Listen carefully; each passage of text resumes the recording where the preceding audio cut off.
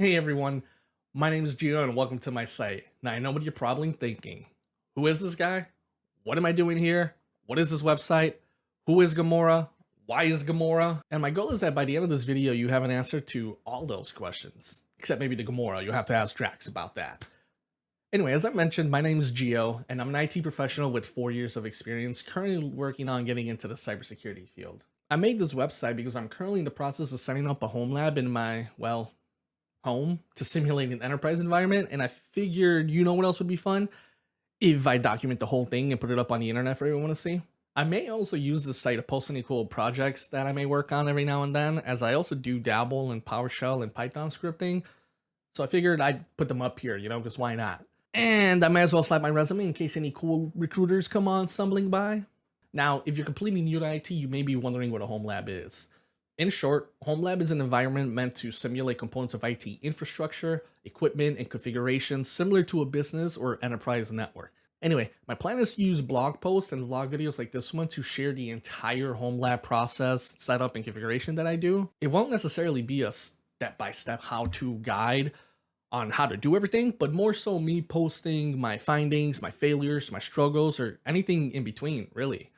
Pretty much everything I'll be doing is going to be new to me, so I'll be learning as I go, but that's kind of the whole point of why I set up the home lab. It allows me to learn and test new things without worry of breaking the real enterprise environment and being fired.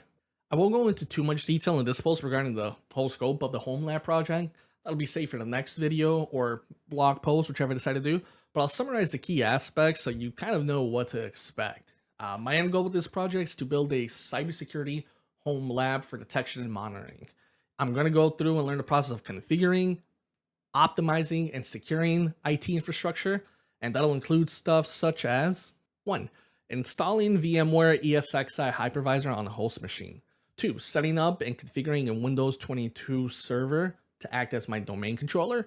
3. Setting up a few Windows desktops, that includes Windows 10 and Windows 11, to then connect to the domain.